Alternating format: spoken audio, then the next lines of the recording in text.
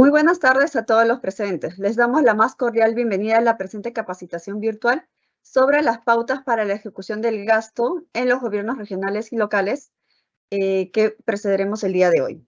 Les saluda Sherme Limoina de la Dirección de Articulación del Presupuesto Territorial de la DGPP y hoy tendré a mi cargo la moderación del presente evento.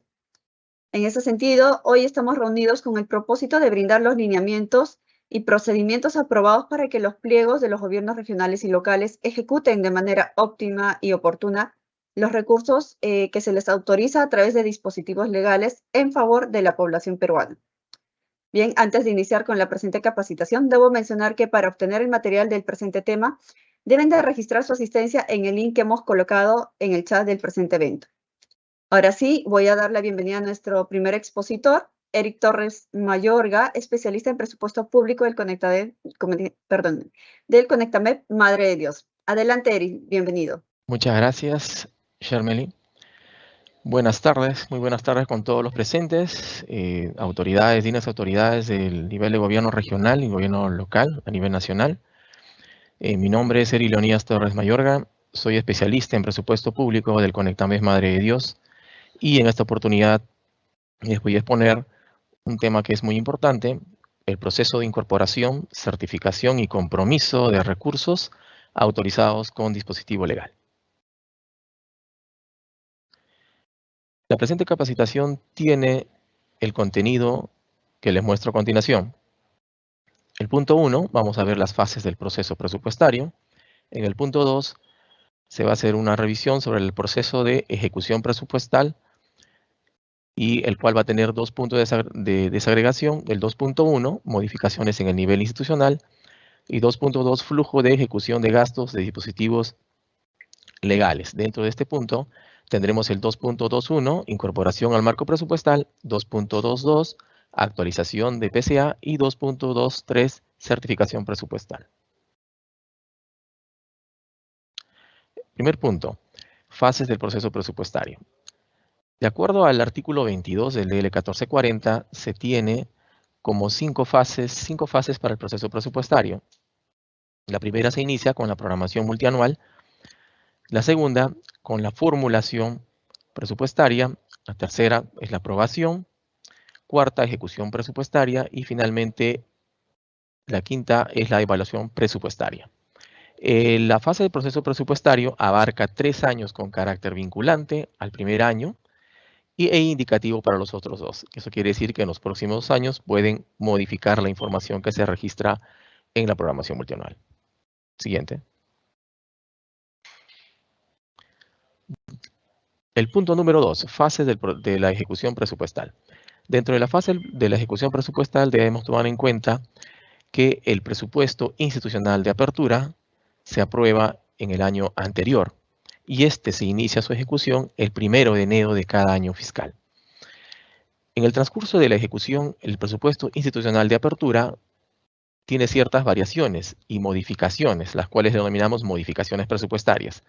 Estas se dividen en dos, las modificaciones presupuestarias en el nivel funcional programático, eso quiere decir cuando las entidades realizan modificaciones internas en su presupuesto, y las modificaciones presupuestarias en el nivel institucional, las cuales se dividen en dos, transferencia de partidas y crédito suplementario. Una vez que se ha modificado el presupuesto, el presupuesto se denomina con otra etapa, se modifica y entonces la denominación va de presupuesto institucional de apertura a presupuesto institucional modificado, PIN. Esta culmina el 31 de diciembre de cada año fiscal. Continuamos.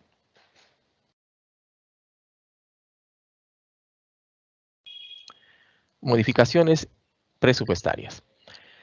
A través de los dispositivos legales que autorizan financiamiento, ¿no? Y este financiamiento está orientado a inversiones como actividades, estos recursos deben ser incorporados al presupuesto de cada entidad como transferencias de partidas y crédito suplementario, dependiendo del dispositivo legal y la modificación presupuestaria que esté denominada y aprobada en el dispositivo legal publicado en el Diario Oficial del Peruano.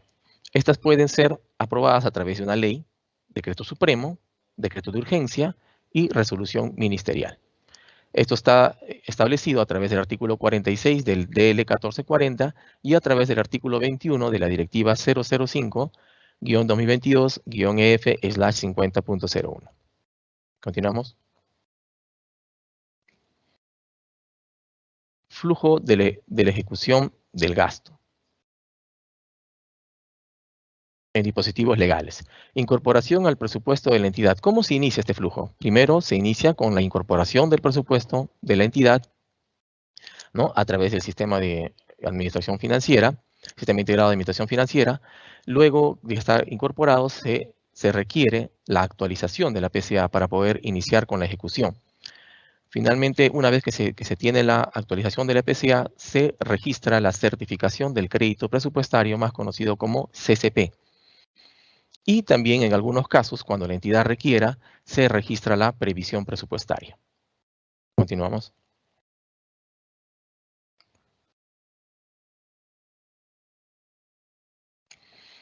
La incorporación de los recursos al presupuesto institucional de la entidad tiene como plazo 5 días de la vigencia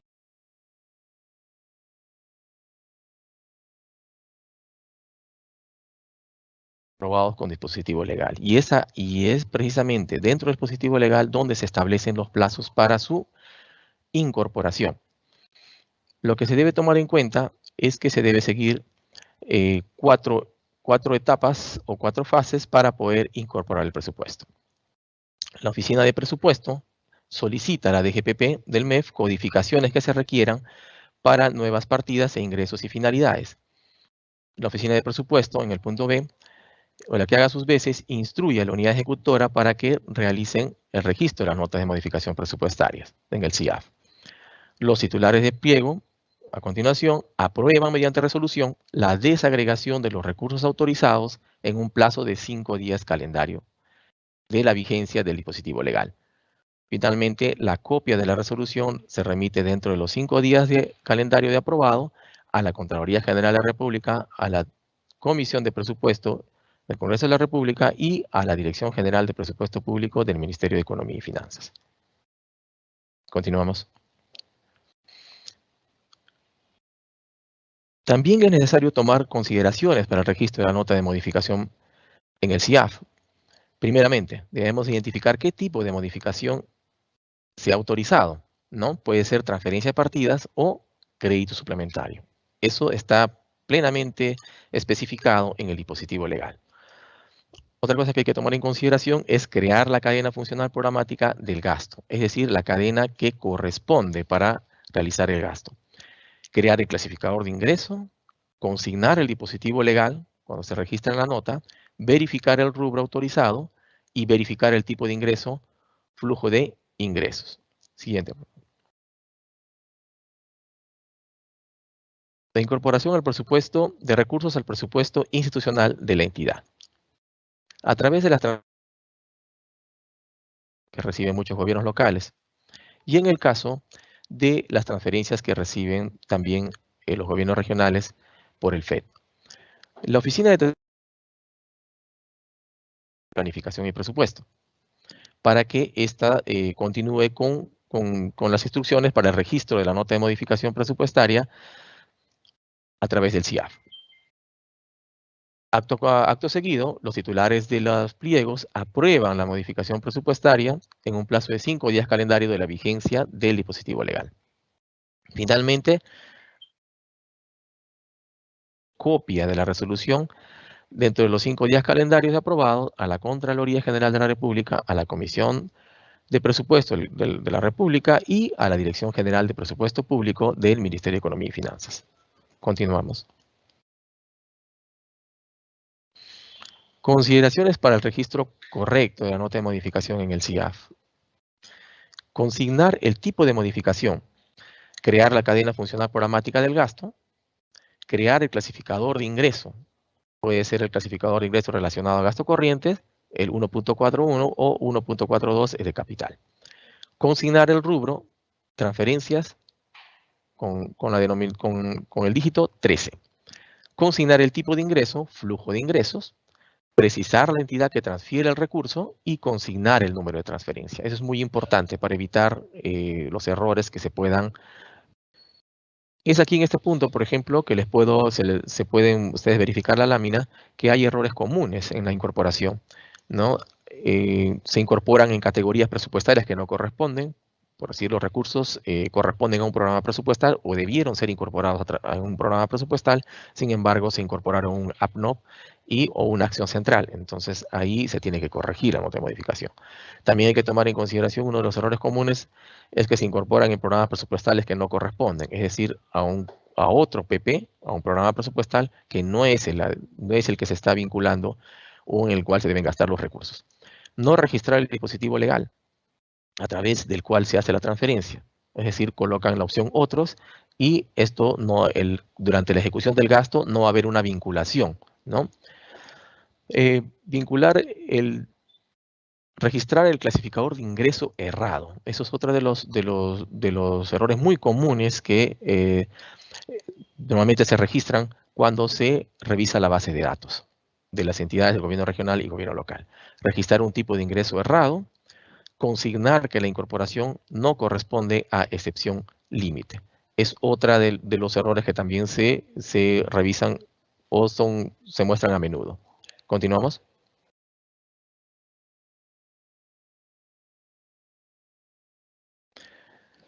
La actualización de la PCA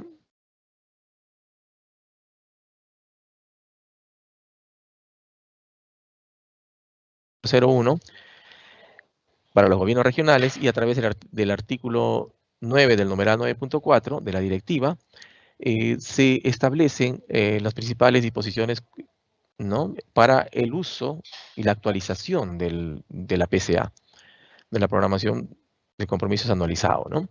Durante el primer trimestre se indica que los gobiernos nacional, regional podrán actualizar a través del CIAF los siguientes casos. Cuando, para nuestro caso, para nuestra exposición, cuando existan las transferencias financieras autorizadas por ley del presupuesto del sector público u otra norma con rango de ley, así incluso recursos no utilizados correspondientes a años anteriores, ¿no?, de transferencias financieras efectuadas en el Seguro Integral de Salud SIS y también las transferencias de partidas autorizadas por la ley de presupuesto. En el caso de los gobiernos locales, las actualizaciones de la PCA se realizan durante el primer trimestre y se efectúan de forma inmediata a través del CIAF. ¿Continuamos? Errores más comunes en las solicitudes de PCA en los gobiernos locales y regionales son las diferencias entre el PIN y versus la PCA. Ese es uno de los errores con los que más digamos, requieren asistencia, ¿no? Es necesario, antes de solicitar o actualizar la PCA o modificar a través del CIAF, hacer una revisión, ¿no?, si existen diferencias entre el PIN y la PCA por todo rubro. Eso se realiza a través del CIAF en un reporte que muestra y de acuerdo a eso, una vez garantizado, recién podrían solicitar para no tener ningún inconveniente. Anulaciones de notas pendientes de aprobación y o rechazo también es otro de los errores comunes. Error en la fecha de la nota. Finalmente es otro de los errores que también se presentan de forma muy continua. Siguiente, por favor. Tenemos la certificación presupuestaria en la directiva, tenemos el artículo 12 donde define pues a la certificación presupuestaria como el acto de administración en el que se evidencia que existen los créditos suplementarios para atender las obligaciones durante el año fiscal. Adelante, por favor. Su registro de este es muy importante, tiene las siguientes características. Previo a realizar un gasto, se necesita la certificación para suscribir un contrato y para asumir un compromiso. Se reserva el crédito suplementario del crédito presupuestario y también es necesario también para el perfeccionamiento del compromiso, ¿no? ¿Dónde está establecido esto? En el artículo 12 de la Directiva para Ejecución Presupuestaria. Continuamos. El procedimiento para la emisión. Se inicia el trámite a través de la unidad usuaria. Seguidamente se registra el CPP, en este caso la OEC o el órgano encargado de las contrataciones, o quien haga sus veces, y finalmente se aprueba o rechaza la encargada de responsable de hacer esto y la oficina de presupuesto. Continuamos. Errores más comunes en la certificación presupuestaria: vincular dispositivo legal errado o que no corresponde, no consignar el tipo de certificación, registrar el tipo de financiamiento distinto, así como las que mostramos en la lámina correspondiente, ¿no? Finalmente, registrar el monto que supera el costo de inversión. Estos son los principales errores comunes en la certificación. Siguiente, por favor. La previsión presupuestaria, en el caso de la previsión presupuestaria, es un documento que se emite a fin de garantizar la existencia de recursos que se requieren para la atención de pagos de obligaciones en los años subsiguientes, ¿no? Esta debe de cumplir y esto está establecido a través del artículo 13 de la Directiva 0005-2022-EF/50.01. Continuamos. La previsión presupuestaria se inicia, ¿no?, con la solicitud a través de la unidad de logística. Solicita la previsión presupuestaria a quién, a la Oficina de Planificación y Presupuesto. El segundo paso que se realiza es la revisión, ¿no? Se revisa el proyecto, es decir, la Oficina de Planificación y Presupuesto revisa el proyecto de ley de presupuesto y o programación multianual de una forma para garantizar que se cuenta con la disponibilidad. Una vez que cuenta con el visto bueno, y así se elabora el documento y previsión, el que se emite, y se devuelve el documento a la oficina de logística, y si es no denegatoria de previsión, también se devuelve a la oficina de logística para su trámite correspondiente. Adelante, por favor.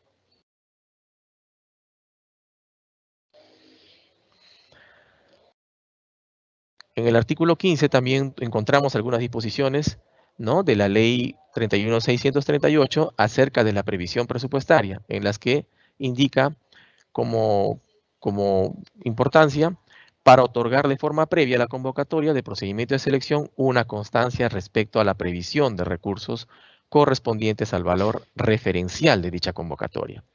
En esta constancia, ¿qué es lo que debe contener? Deben contener los recursos previstos en el convenio y o adendas que se mencionan en los referidos artículos, las metas previstas y la fuente de financiamiento con la cual se va a cargar los recursos o con los cuales se va a afectar los recursos. Siguiente, por favor. Ahí tenemos un ejemplo, ¿no?, de cómo se podría llevar a cabo una ejecución contractual que supera en el año fiscal, en el año 2023, y que culmina en el 2024. Tenemos un ejemplo ahí, que un bien y servicio en el paso 1 se afectan por 1 millón, en los cuales de ese millón que se necesita, solamente se cuenta con 800.000, los cuales se emiten la certificación, y para la previsión se va a tener que emitir un documento por 200.000. El proceso de contratación se va a llevar a cabo por el monto total, por el millón. Sin embargo, solo el monto que se va a comprometer va a ser la cantidad que se tiene de acuerdo a lo que se ha certificado, ¿no? Finalmente, al próximo año, en un plazo de 30 días hábiles, esa previsión que se va a emitir, se va a registrar la certificación, ¿no?, y se va a hacer un canje, ¿no?, por los 200.000, y luego se va a registrar el compromiso anual por los 200.000, y así estaría completo ya el monto contractual por el cual se ha dado la adjudicación en el año anterior. Siguiente, por favor. Este es en el caso del punto B, procedimiento de selección que se inicia en el último trimestre para este caso, y cuando la buena pro y la suscripción se realizan en el año siguiente. Es decir, todo se va a realizar, tanto la adjudicación como la firma del contrato se van a realizar en el año 2024. En este caso, se emite la previsión por el millón, ¿no?, y luego se lleva a cabo el procedimiento de selección por el millón de soles. Como el caso anterior, a los 30 días hábiles de iniciar el ejercicio se va a canjear la previsión por el CCP de 1 millón. Finalmente se va a registrar el compromiso anual por el millón en el año siguiente. Siguiente, por favor. Esta es la integración sistemática entre el registro de certificado y el registro de procedimiento de selección en el presupuesto, donde se debe de garantizar que los procesos de selección que inicien tengan marco presupuestal. Obtener información de los proyectos de inversión desde el momento que inicie su procedimiento de selección, y obtener la información de la previsión presupuestal de los procesos de selección de los 3 años siguientes. Continuamos. Finalmente, en las últimas láminas mostramos una ejecución de las inversiones de los gobiernos regionales para el año 2023, ¿no? Podemos ver ahí cuánto es el presupuesto institucional modificado con un corte del 15 de mayo, la certificación, compromiso de vengado y los porcentajes que se han obtenido de consulta amigable. Adelante, por favor. La ejecución de inversiones de los gobiernos locales, igual por departamento, también tenemos esas cifras que ustedes también lo pueden descargar a través de consulta amigable. Adelante, por favor. Finalmente, hasta aquí se ha concluido mi presentación. Muchas gracias. Bien, muchísimas gracias, Eric, por tu exposición. Antes de continuar con el bloque de preguntas, debo mencionar nuevamente que deben de registrar su asistencia en el link que hemos colocado en el chat del evento, a fin de que puedan recibir el material del presente tema. Ahora sí, continuamos con las preguntas frecuentes que nuestros participantes nos han hecho llegar a través del formulario de inscripción. Vamos con la primera consulta. ¿Qué precauciones debe tomar en cuenta una entidad del sector público antes de asumir un gasto con cargo a su presupuesto institucional? Adelante, Eric. Muchas gracias, Shermily, por la pregunta.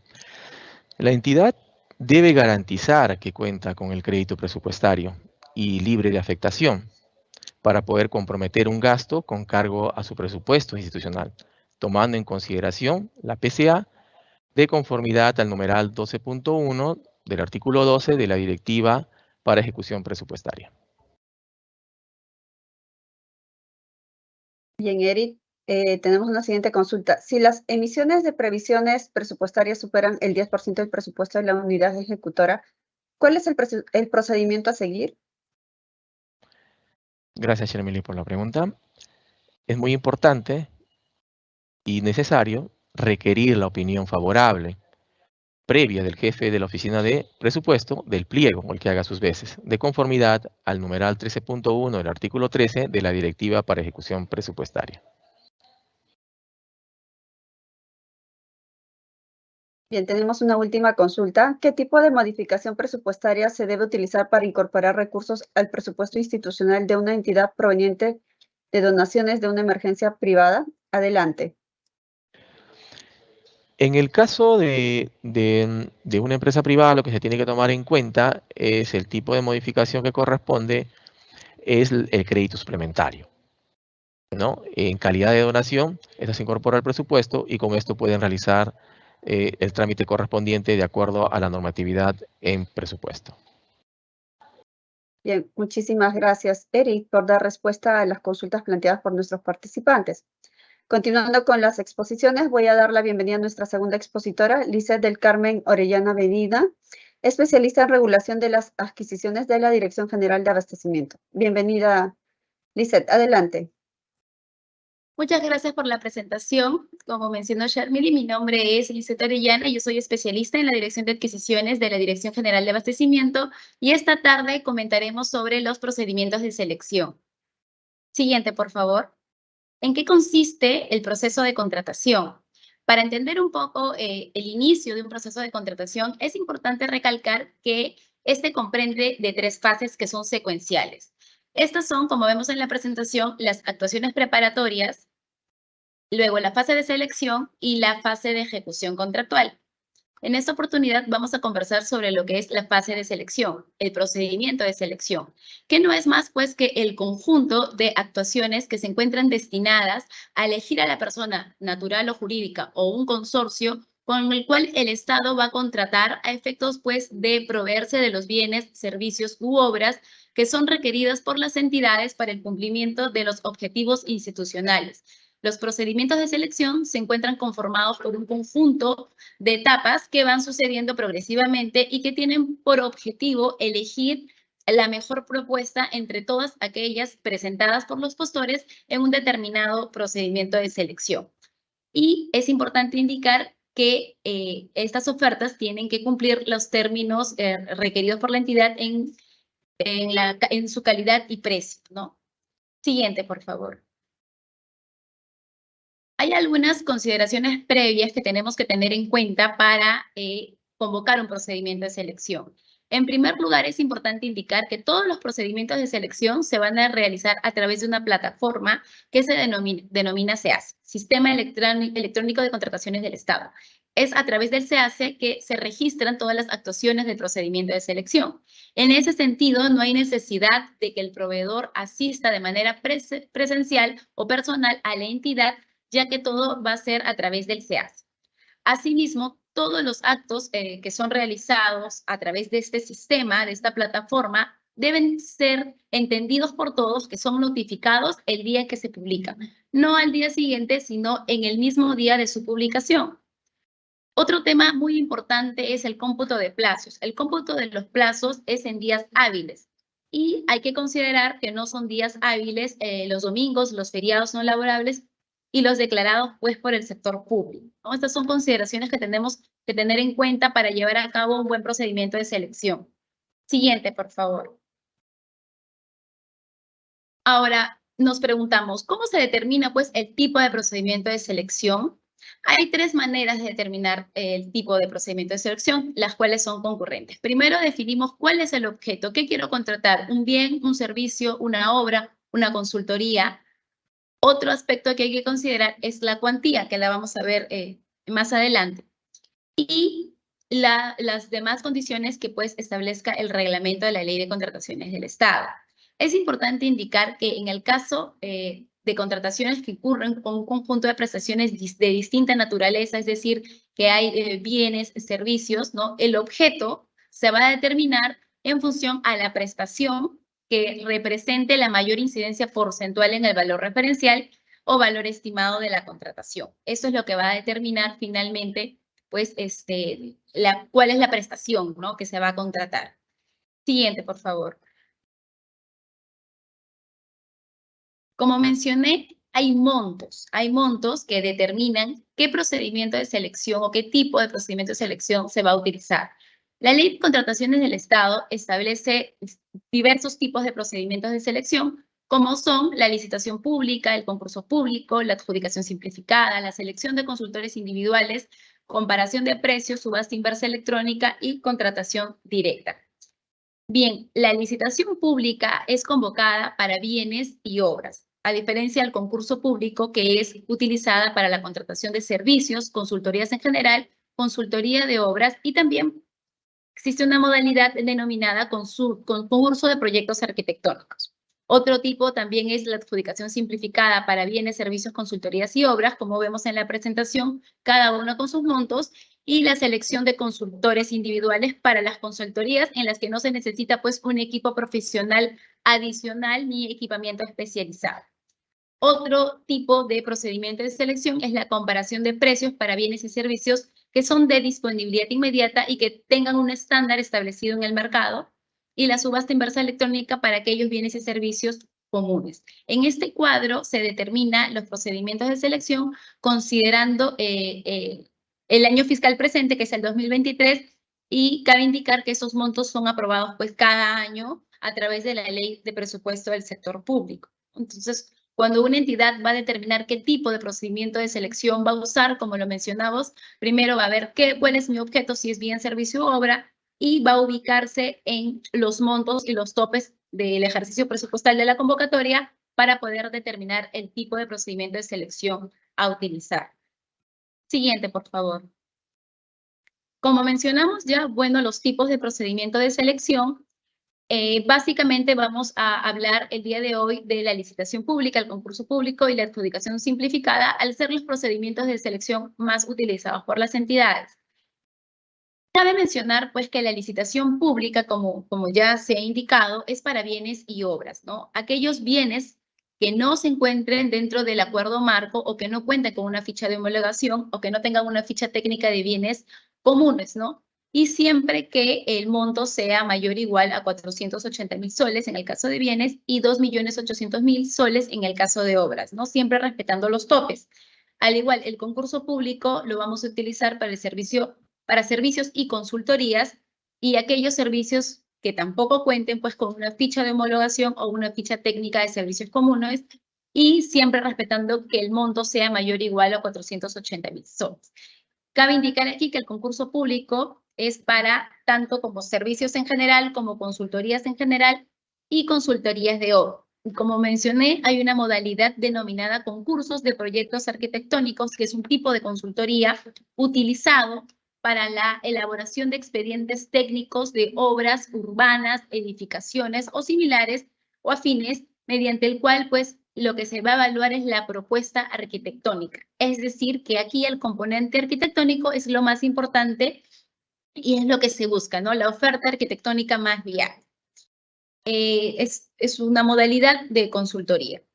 También otro tipo de procedimiento de selección, pues, es la adjudicación simplificada, que es muy utilizada por las entidades y es para contratar bienes, servicios, consultorías y obras, ¿no? Y aquí hay que tener presente los montos para que no corresponda, pues, a una licitación pública o a un concurso público, sino que los bienes y servicios deben encontrarse con un monto mayor a 39.600 soles y menor a 48.000, y para el caso de obras también mayor a 39.600 soles y menor a 2.800.000. Estos montos, como mencioné, están en el cuadro de topes, que ha elaborado también el OCE, ¿no? Donde muestra ahí los topes y que son determinados en la ley del presupuesto de cada año. Otro tipo de procedimiento de selección o modalidad es la subasta inversa electrónica. Para mencionar rápidamente, la modalidad de subasta inversa electrónica es utilizada para la contratación también de bienes y servicios, pero que cuentan con ficha técnica y ya se encuentran incluidos en el listado de bienes y servicios comunes. Este procedimiento se realiza directamente a través del SEACE. El tanto se utiliza, pues, para la contratación de bienes y servicios estándar en el mercado. ¿Y quién va a ser el postor ganador? Aquel que oferte el menor precio, ya que son bienes y servicios estándar, ¿no? Entonces, aquí lo que importa es el precio, el menor precio. El procedimiento de selección es electrónico, ¿no? Y se requiere contar con 2 ofertas válidas para que se pueda otorgar la buena pro. Las fichas técnicas de estos bienes y servicios que se encuentran en el listado de bienes y servicios comunes son aprobados por la Central de Compras Públicas, Perucompras, al cual se accede también a través del SEACE, y son objetos, estos bienes y servicios comunes, de modificación o exclusión, siempre que tengan un sustento técnico, ¿no? El uso de esta ficha técnica es obligatorio por las entidades a partir del día siguiente de publicada en el SEACE, siempre que dicho bien y o servicio, pues, no se encuentre en el catálogo electrónico del acuerdo marco. ¿Es posible que las entidades empleen otro procedimiento? Sí, siempre y cuando tengan una autorización de Perucompras y deben adjuntar el respectivo informe o sustento técnico que justifique la necesidad de emplear otro procedimiento y no una subasta inversa, ¿no? Además, es importante indicarles que la entidad convoca un procedimiento de selección antes de que se publique la fecha técnica. En ese caso, se puede continuar con el procedimiento de selección. Y en caso se declare desierto, pues la convocatoria posterior puede efectuarse a través de una subasta inversa electrónica o a través de la adjudicación simplificada. Otro tipo de procedimiento de selección es la selección de consultores individuales. La selección de consultores individuales la ley tiene como finalidad, ha establecido a este tipo de procedimiento de selección para establecer este procedimiento con el fin de proporcionarle a la entidad una herramienta más eficiente en términos de tiempo y costo. ¿Para qué? Para poder contratar a consultores que con su expertise, con su experiencia, con sus calificaciones, pueden cumplir con la prestación que requiere la entidad.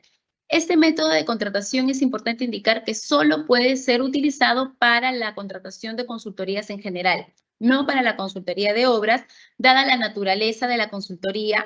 No debe requerir tampoco equipos, apoyo de personal, profesionales adicionales, no, es por el expertise del consultor que va a dar este requerimiento, no va a atender este requerimiento de la entidad, y es muy importante, como mencioné, tanto la experiencia como las calificaciones de esta persona natural que va a prestar este servicio requerido por la entidad.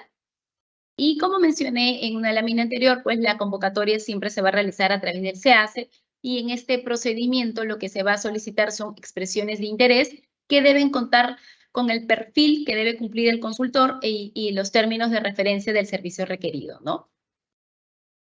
Otro tipo de procedimiento de selección es la comparación de precios. ¿Qué es la comparación de precios? Este mecanismo o el tipo de procedimiento de selección, la entidad va a poder optar por utilizar este tipo de procedimiento para contratar bienes y servicios que deben cumplir con las siguientes condiciones. La primera de ellas es que debe ser de disponibilidad inmediata y fácil de obtener en el mercado.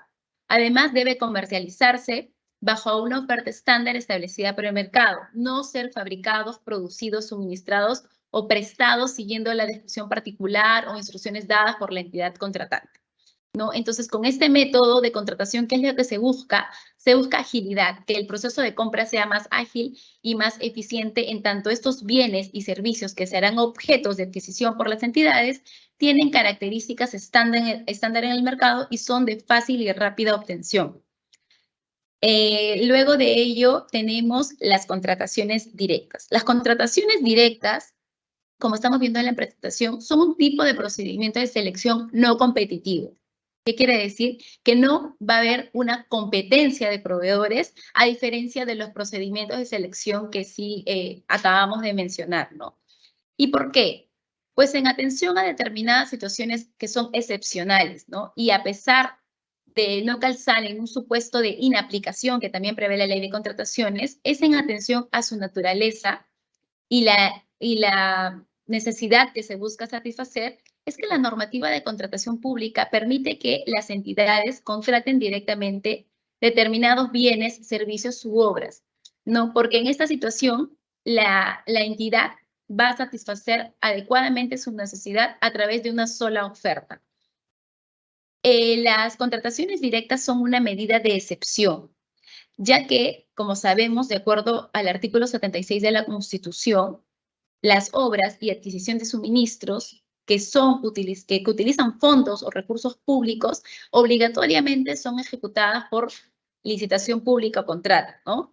En ese sentido, la contratación directa es una excepción, como menciono, a determinadas condiciones o características del mercado o situaciones, ¿no? Que permiten que las entidades puedan contratar directamente.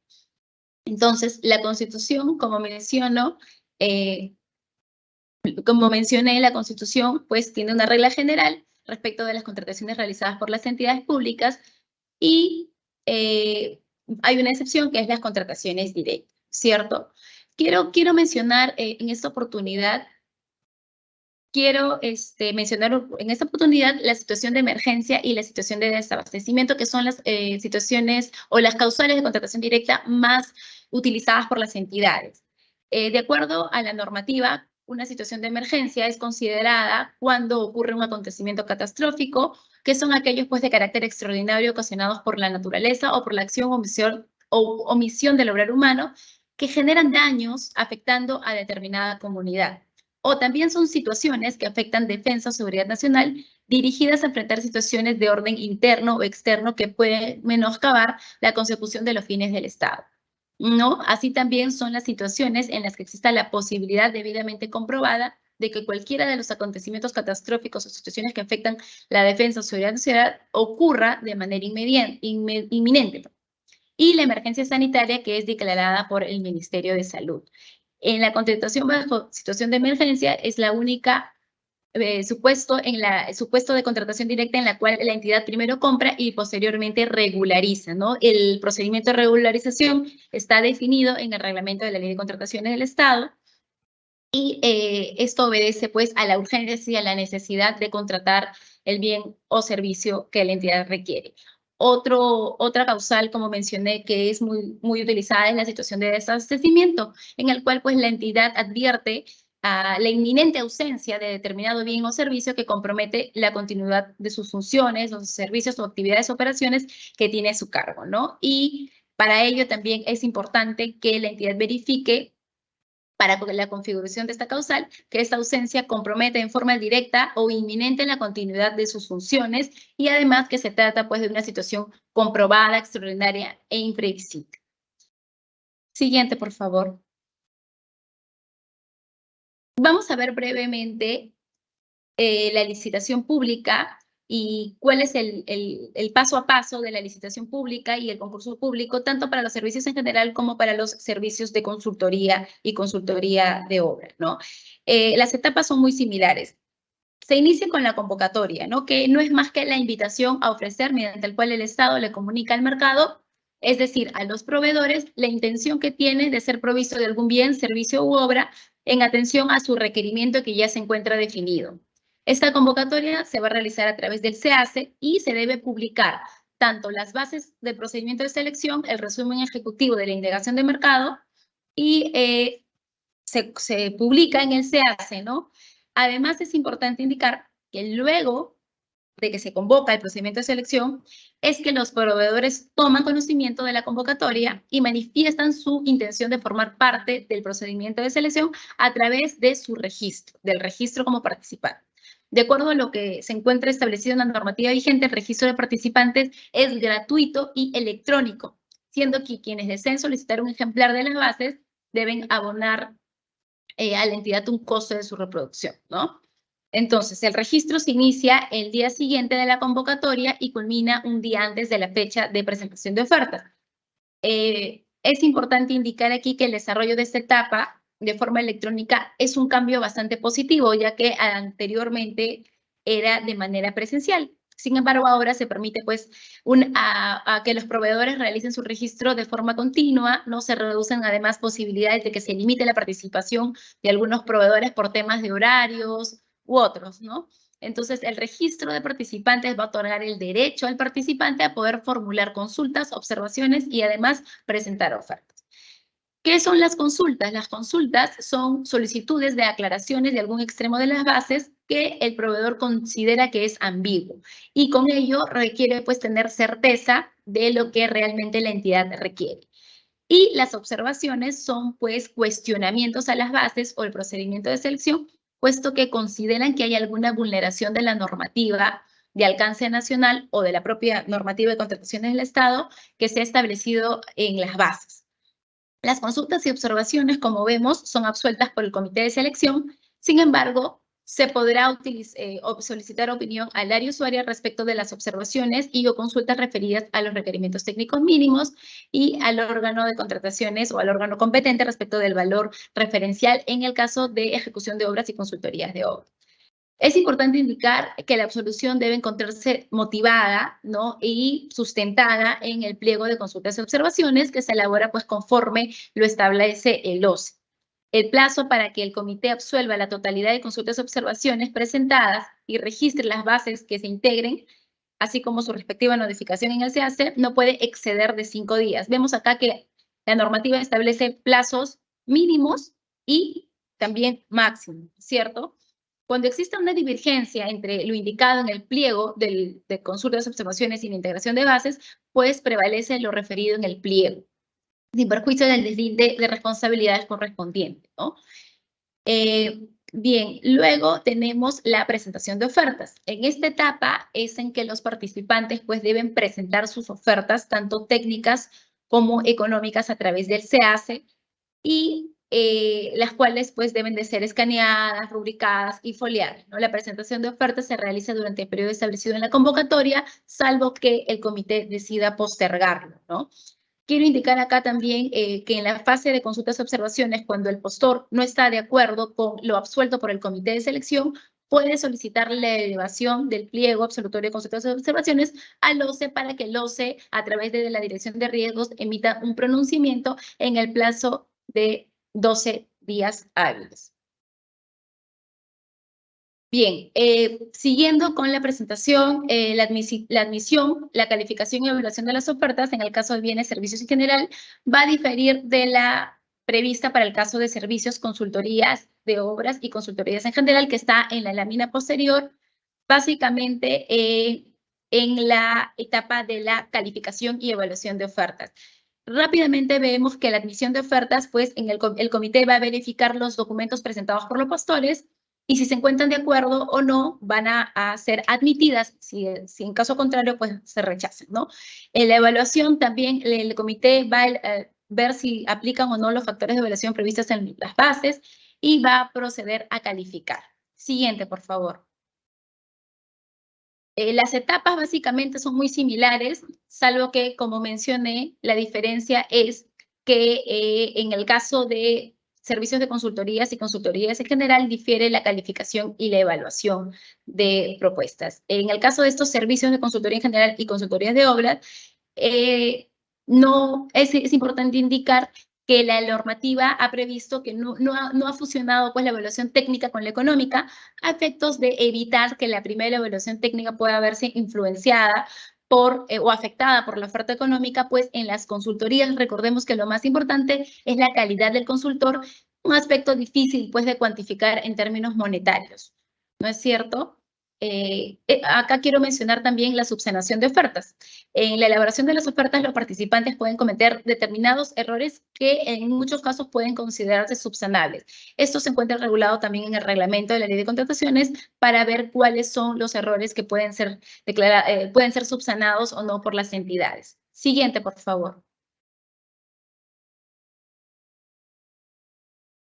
Brevemente, la adjudicación simplificada tiene las mismas etapas que la licitación pública, que el concurso público, solamente cambian los plazos. El plazo mínimo para formar consultas y observaciones es de 2 días hábiles y el plazo máximo para su absolución e integración es de 2 días hábiles.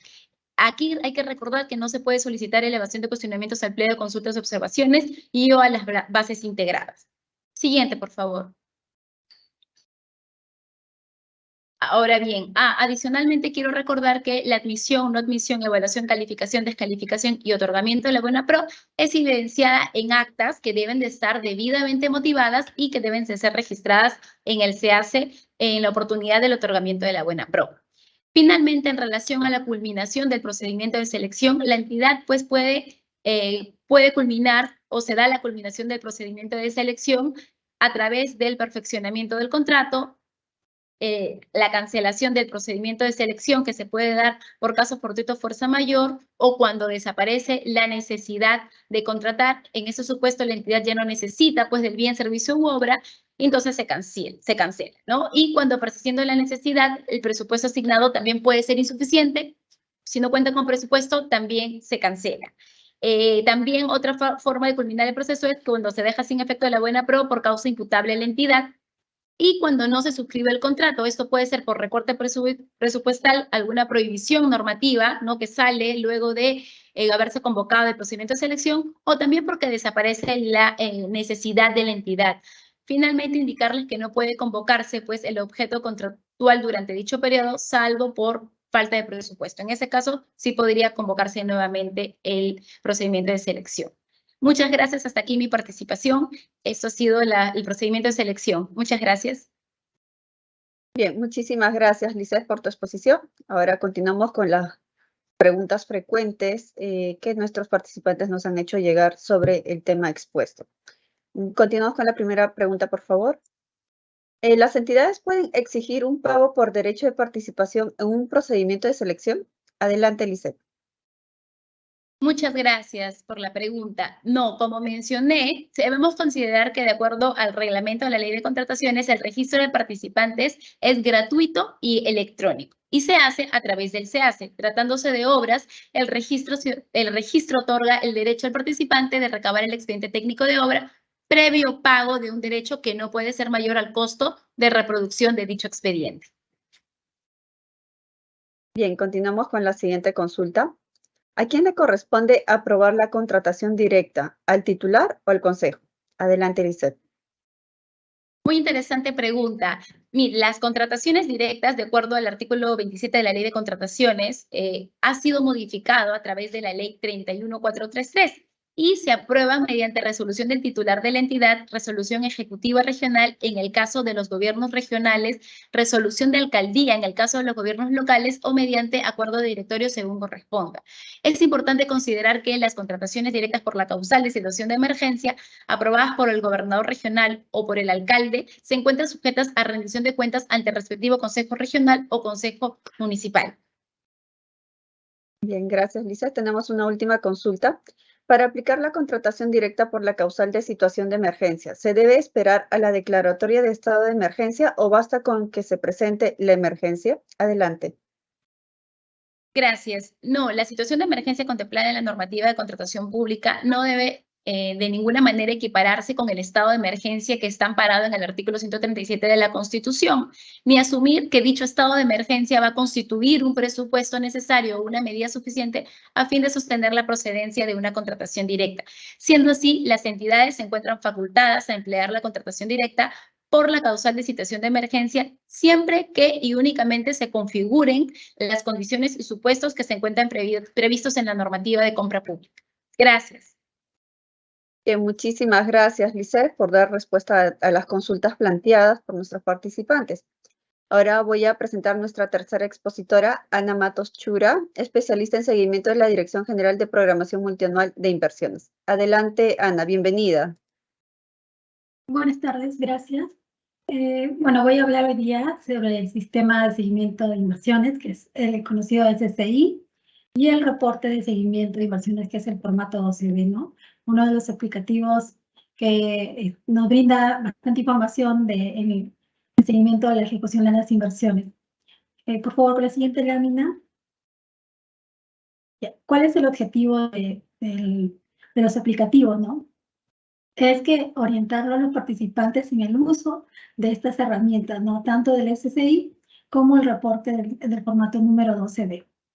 Siguiente, por favor. ¿Cómo hemos estructurado esta presentación? Ana. Dividiéndola, Hola, ¿me escuchas? diferenciándola tanto en el SSI como el reporte del 2. ¿Qué vamos a explicar Ana. el día de hoy, no? ¿Qué es el SSI? ¿Cuál es el objetivo del SSI, no? La estructura del SSI. Y dentro del reporte del 12B, queremos que se lleven el concepto de qué cosa es el reporte del 12B y cuál es la estructura del reporte, ¿no? Si bien es cierto, lo que vamos a aplicar el día de hoy es el reporte que es para de uso público, de acceso a cualquier persona que no necesariamente es operador de los aplicativos, ¿no? Y va a contar información de la situación actual de la inversión que haya sido reportada por el responsable de la UEI. Siguiente, por favor. Comencemos con el SSI. El SSI es una herramienta informática que brinda información del seguimiento de las inversiones, integra diferentes información de la fase del ciclo de inversión. ¿Por qué digo que integra? Porque a través del SSI podemos ver información tanto de lo que han declarado viable en la etapa de formulación, de información de si se encuentra en el PMI, información si registra de ejecución de seguimiento, registro de seguimiento, y asimismo el SSI muestra información que nos comparten otros sistemas administrativos como son el CAC, el CIAP e Infobras, ¿no? Entonces, a través de un solo aplicativo vamos a encontrar toda la información que tenga relacionada a la inversión. Esta es una ventaja porque ustedes ya no van a tener que entrar a consultas legales, verificar la información o buscar entre uno u otro aplicativo para encontrar en una sola sección toda la información que tenga que ver con la inversión, ¿no? Y cuando me refiero a inversión, estoy hablando tanto de proyectos de inversión como EIOR. Siguiente, por favor.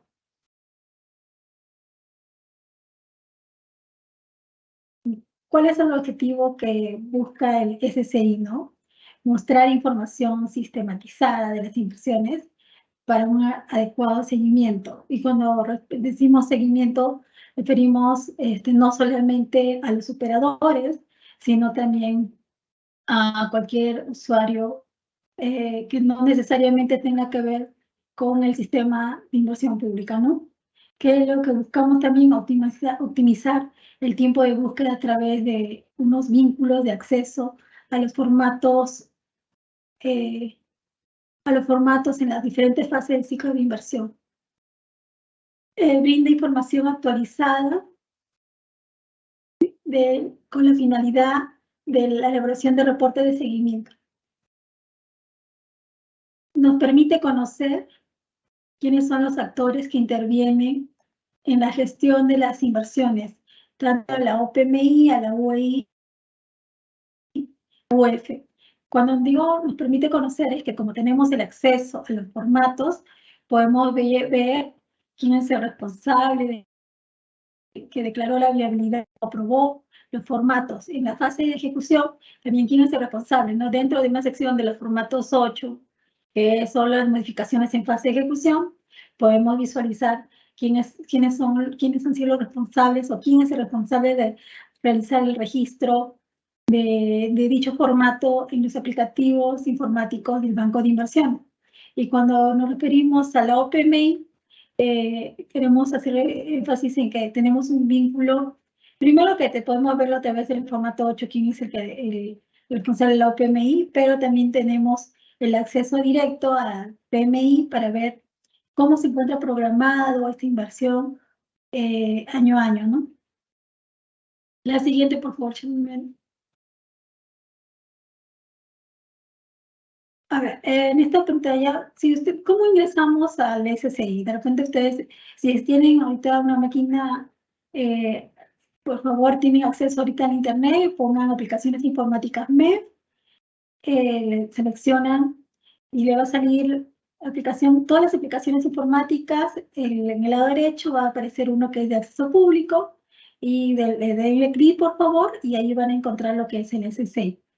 Ahora, el SSI está dividido, lo hemos estructurado en 4 grandes secciones, ¿no?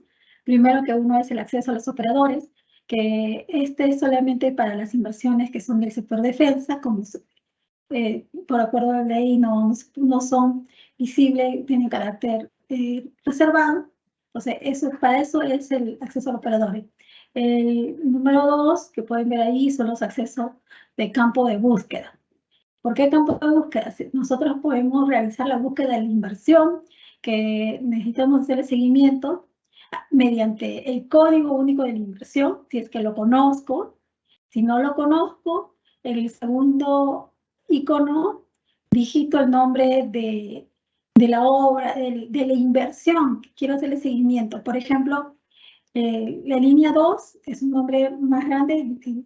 Sin embargo, si ustedes ponen línea 2, le va a aparecer una lista desplegable y ustedes seleccionen cuál de las obras con las características que ustedes han registrado es la inversión que ustedes desean hacerle seguimiento, ¿no?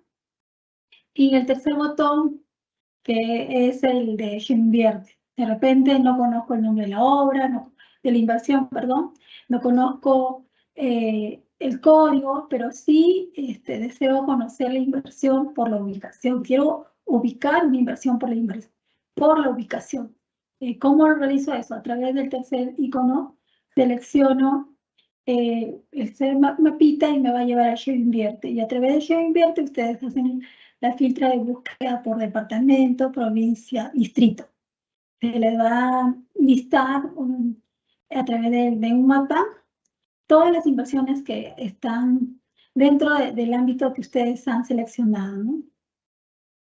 El botón 3 es una vista resumen del formato del SSI.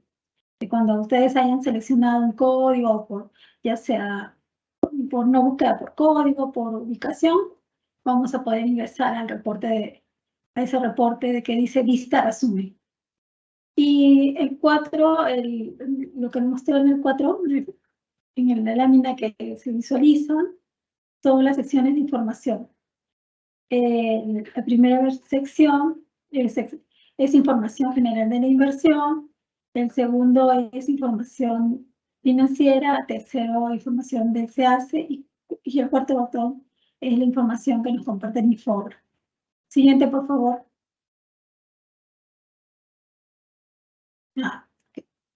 Es lo que les señalaba hace un momento, las 4 grandes secciones del SSI, el Sistema de Seguimiento de Inversiones. El SSI tiene 4 secciones bien diferenciadas, que son datos generales, que son información de lo que se registra en los aplicativos informáticos en el marco del Invierte. La primera sección, que es información de la institucionalidad, quién es la OPMI, quién es la UEF, ¿no? La segunda sección, que es información de la fase de formulación y evaluación. Si ustedes ven el primer icono, que hay como un librito, y le hacen clic a ese librito, nos va a llevar al formato con el cual se declaró la viabilidad o en su defecto con la aprobación de la IOR, ¿no? En esa misma sección tenemos un mapita que nos va a llevar directamente a la ubicación de la inversión. Pero como les comenté hace un momento, la ubicación de la inversión es lo que la UF ha declarado a la hora de registrar los formatos en el banco de inversiones.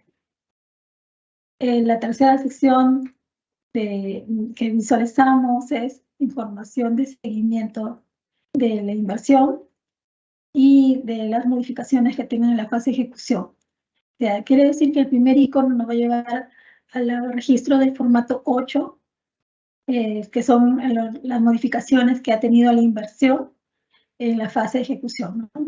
Nos va a llevar tanto, si es proyecto, nos va a llevar al formato que le corresponda, si es IOR también. Simplemente esa sección, ustedes van a poderle darle clic y le va a visualizar. Vamos a poder visualizar los registros que ha hecho la UEI en la fase de ejecución. Y en la misma sección hay un botoncito color verde, que como les comenté, es la puerta de entrada al reporte del formato 12B, que es el reporte de seguimiento en la fase de ejecución, ¿no? Siguiente, por favor.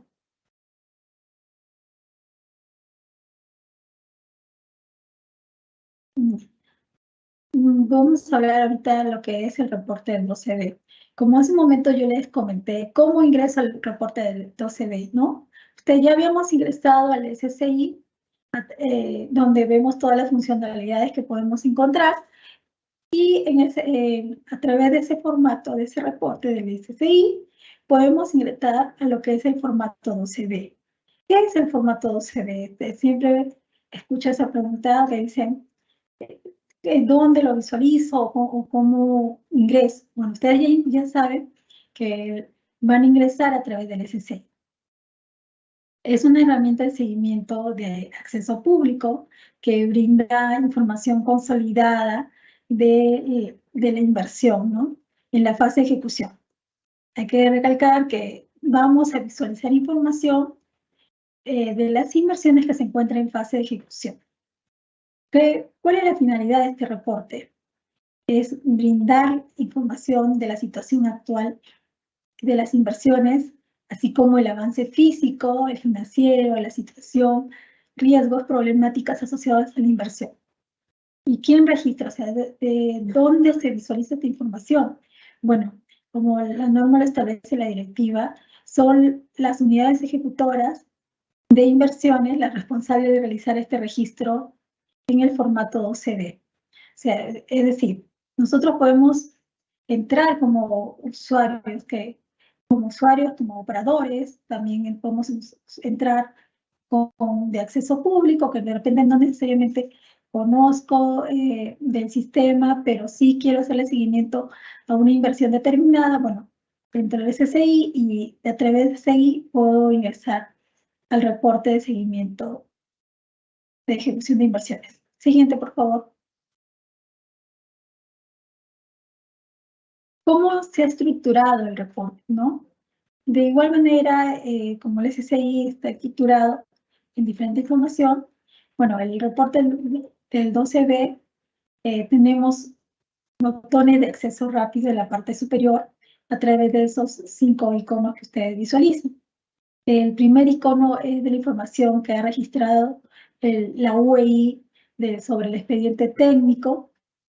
El segundo es del avance físico de la inversión. El tercero es sobre el formato 12B. Bueno, aquí quiero hacer una diferencia porque hay varias consultas que recibimos de los operadores que algunas inversiones no visualizan el tercer icono.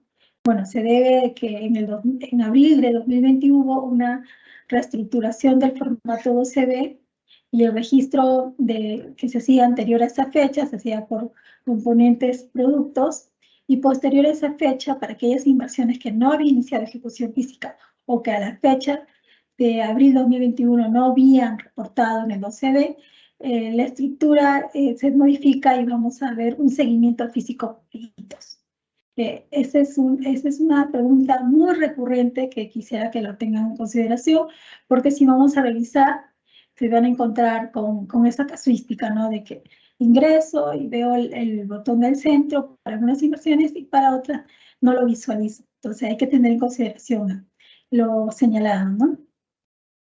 El cuarto icono es información del SEACE. No es una información que se registra en el formato OCB, sino es una información que el SEACE nos comparte.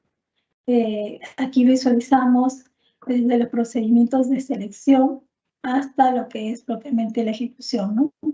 Esta información no es registrada en el 2, es una información que como nos comparten, nosotros extraemos y mostramos. Bueno, y el quinto botón todavía se está trabajando, ¿no? La implementación. Eso es, a grandes rasgos, los botones de acceso rápido. Pero ¿qué contiene ese reporte adicional a lo ya mencionado, ¿no? Igual tenemos información de la inversión, que nombre de la inversión, qué tipo de inversión, si es un proyecto, es un IOR, PMI, si esta información de PMI se visualiza lo que hayan consignado en el PMI. No es una información que se registre. Esa es una información que ustedes, las OPMI, han registrado cuando corresponde al proceso de PMI, ¿no? De Programación Multianual de Inversiones. Las fotografías, que son las que han reportado mensualmente los operadores, ¿no? Aquí es importante también resaltar que todas las unidades ejecutoras tienen que registrar dentro de los primeros 10 días del mes el avance y situación de la inversión. Y esta información es la que reportamos. Tercer sección es la información de la ejecución de la inversión. Acá vemos el avance de la inversión, el avance físico, las variaciones del costo, de la situación de la inversión y el histórico. Aquí también es importante señalar que lo que mensualmente, o como van reportando mensualmente las unidades ejecutoras, podemos ver la situación de la inversión a través de un histórico que es como un icono más que ustedes pueden ingresar y visualizar. Siguiente, por favor. También tenemos la sección de la financiera, que cómo va la inversión, esa información que nos comparte también se hace, y la información financiera de la programación financiera 2023. Esta información sí la registran en el formato CB. Ustedes ingresen y van a poder visualizar cómo están programando las UEI, cómo se programan para este año fiscal, ¿no? En el símbolo, en una esquina hay como un relojito. Si le hacen clic, ustedes van a poder visualizar cómo se está modificando esta programación, cómo han estado modificando las unidades ejecutoras. Y los tenemos en enlace de interés, que es al formato 8 o al SCI, la parte inferior. Siguiente. Bien. Hace un momento mencioné que teníamos los botones de acceso rápido del formato 12B. Bueno, ahora quisiera solamente explicarle brevemente qué es lo que contiene ese formato, sí, esas secciones. Expediente técnico, ustedes van a visualizar cómo el operador ha ido registrando cuántos expedientes técnicos ha registrado esta inversión. Expedientes técnicos, documentos equivalentes. Ahí vamos a poder visualizar tantos expedientes técnicos, documentos equivalentes como la UEI registra. Siguiente. En ejecución física. La unidad ejecutora reporta mensualmente el tema de las priorizaciones y cuánto es lo que va y adjunta un documento, ¿no? Entonces, en esta sección nosotros vamos a poder visualizar cómo va el avance mensualmente con una situación y un comentario si es que lo ha reportado la UEI. Siguiente, por favor. Contrataciones. En contrataciones es lo que le había comentado, ¿no? Podemos ver tanto de procedimiento de selección como un estado y tanto de ejecución contractual. Si una vez que ustedes ingresan van a tener como un cuadrito al lado derecho, si le hacen clic van a encontrar todo el detalle de la información con respecto a esa inversión. Pero nuevamente recalco que esa información es compartida por el SEAS. Entonces, si a veces nos consultan por qué no visualizo mi procedimiento, es que hay un tema de un desfase hasta la información que nos comparten. Siguiente, por favor. Y este es el botón del centro del formato OCB que les comentaba, que es con la versión anterior a abril 2021. Antes del 2021 teníamos esa versión. Posterior a esa fecha, ustedes ya no van a encontrar ese botón. Gracias, Chermeli. Para las inversiones que han registrado anteriores a fecha, del 30 de abril de 2021, ustedes van a visualizar todavía van a visualizar por componente producto. Pero a las inversiones que continuaron después de esa fecha, nosotros vamos a visualizar. Esta sección ustedes ya no lo van a visualizar, no es factible. Ustedes van a ver ese icono, no se visualiza. Entonces ahí hay que tener en consideración cuándo empezó. Ahora, hay algunas inversiones que de repente comenzaron antes del 2021, sin embargo, ya no visualizan esta sección. Es porque a la fecha de corte ya no habían registrado ninguna información. Entonces, nosotros lo que hemos procedido a hacer, inversiones a esa fecha, registran en la nueva versión, que es el seguimiento físico por hitos. Bien, muchísimas gracias, Ana, por tu exposición. Antes de continuar con el bloque de preguntas, debo mencionar nuevamente que para recibir el material del presente tema deben de registrar su asistencia en el link que hemos colocado en el presente evento. Bien, ahora vamos a dar inicio con las preguntas frecuentes. Vamos con la primera consulta, por favor. ¿A partir de cuándo debo registrar el formato número 12B? Adelante, Ana. Gracias. Esta es una pregunta frecuente. Si la inversión ya está viable, aprobada, que se encuentra en el PMI, tiene PIN, deben registrar el formato 12B. Si ya está en el PMI y está en fase de ejecución, tienen que registrar el formato 12B. Y desde la viabilidad o la aprobación, ya en el aplicativo, las UEI tienen el acceso al registro. Aquí quiero resaltar que no solo se registran cuando ya tengo el expediente técnico, no. En el formato 12B pueden registrar desde que estoy empezando a elaborar el expediente técnico, porque ahí existen los hitos para poder registrar esta información. Gracias, Chanoli. Bien, muchas gracias, Ana. La siguiente consulta. ¿Por qué un operador de la UEI no visualiza su inversión para realizar el registro del formato número 12B? Adelante, Ana. Gracias. Bueno, esto también es una pregunta recurrente. Lo primero que tienen que hacer es, si es que esta inversión ha sido asignada al responsable de la UEI. Ha sucedido muchas veces de que han cambiado de operadores, entonces no le asignan al nuevo responsable de la unidad ejecutora de inversiones y es por ese motivo que no visualizan la inversión. En ese sentido, lo primero que debe hacer es coordinar con la UEF para verificar que le haya sido asignado a la UEI. Gracias. Bien, Ana. Tenemos una última consulta. ¿Por qué el operador de la UEI no puede visualizar en la sección de programación financiera del formato 12B la unidad ejecutora presupuestal? Adelante. Gracias. En el formato 12B hay una sección que es la programación financiera, que estamos directamente vinculados con PMI. Cuando ustedes registran la programación del año fiscal, hay una sección que se vincula directamente con las unidades ejecutoras presupuestales que nos comparte el CIAP. Quiere decir esto, si la inversión todavía no ha sido asignado, no tiene recursos, no ha tenido PIA, no tiene PIN, no van a poder visualizar la UEP. Sin embargo, eso no significa que no les permita registrar, no. Ustedes pueden registrar la programación financiera actualizada. Entonces, esta pregunta es recurrente. Si no tengo PIN, no debo registrar. No, señores, sí deben registrar. Solo que esta información la van a tener que registrar en la programación financiera actualizada. Gracias.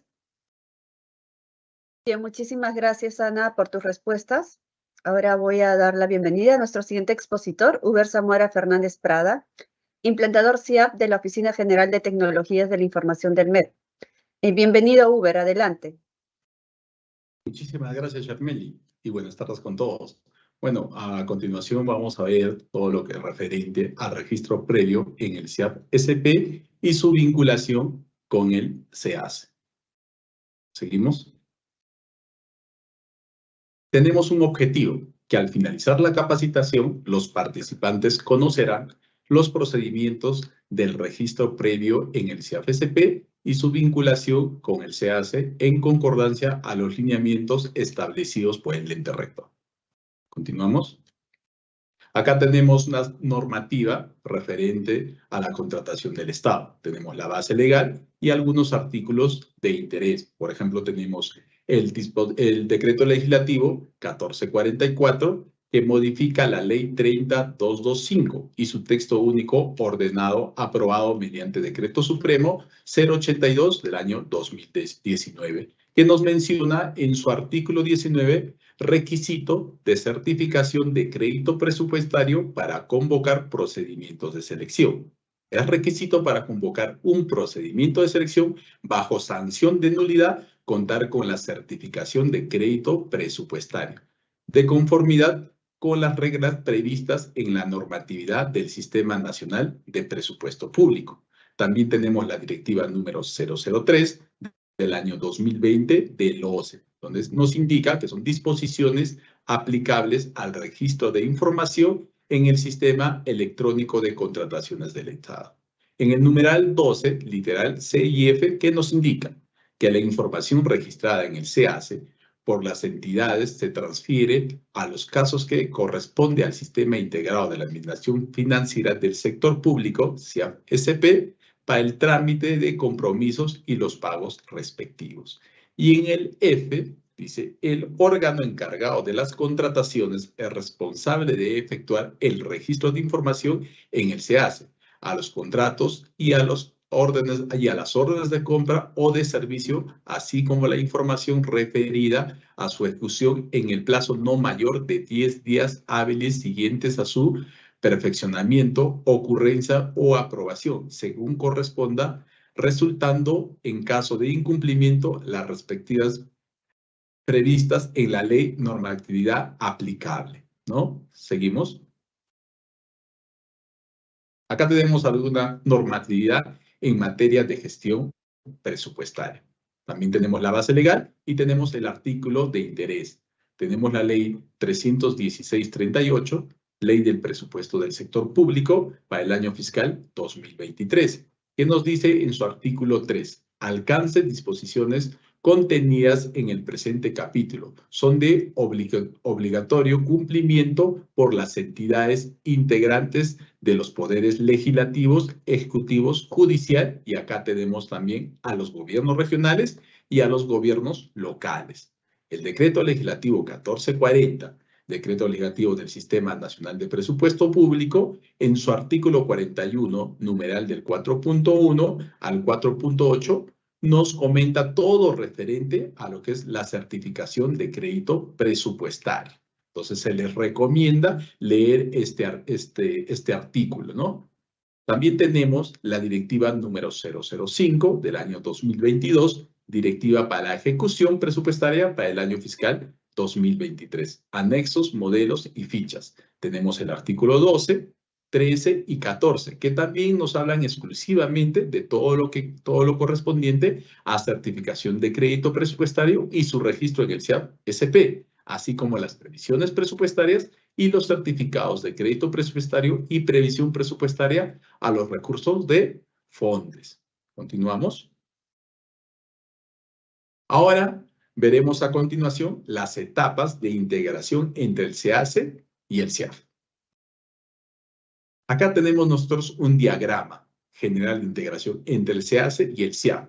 Vemos que acá tenemos 3 columnas, que es el CIAF-SP, la base de datos del MEP y el SEACE. Lo hemos dividido en 6 momentos para ver dónde se inicia, dónde iniciamos y dónde culminamos para hacer todo un registro y un proceso de selección, ¿no? Como ya hemos manifestado en la normatividad, nosotros lo primero que tenemos que ver, como tenemos acá en el primer momento, tenemos que ingresar al CIAF-SP y registrar nuestro certificado de crédito presupuestario. Es importante que este certificado de crédito presupuestario se tenga el tipo de adquisición de SEAS. Es decir, tenemos que seleccionar y poner el tipo de adquisición SEAS. Una vez registrado este certificado, vamos a habilitar este certificado y vamos a habilitar y enviar a la base de datos del MEF, ¿no? Va a pasar unos filtros y al momento de pasar todos esos filtros autorizamos el certificado y aprobamos el certificado.